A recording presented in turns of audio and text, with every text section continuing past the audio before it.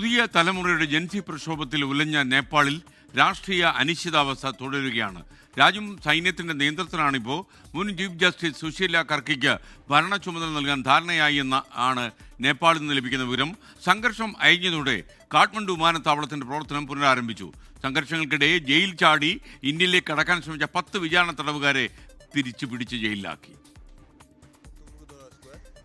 ക്രമസമാധാന നിയന്ത്രണം സൈന്യം ഏറ്റെടുത്തതു മുതൽ നേപ്പാളിലെ സാഹചര്യങ്ങൾ നിയന്ത്രണ വിധേയമാണ്. രാത്രി മുതൽ കാഠ്മണ്ഡു അടക്കമുള്ള നഗരങ്ങളിൽ സേനാവിന്യാസം ശക്തമാക്കി.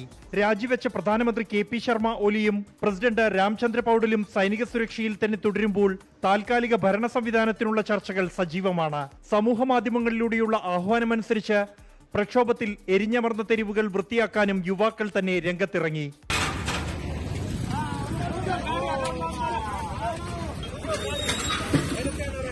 സ്ഥിതിഗതികൾ നിയന്ത്രണ വിധേയമായതോടെ കാഠ്മണ്ഡു ത്രിഭുവൻ അന്താരാഷ്ട്ര വിമാനത്താവളത്തിന്റെ പ്രവർത്തനം പുനരാരംഭിച്ചു.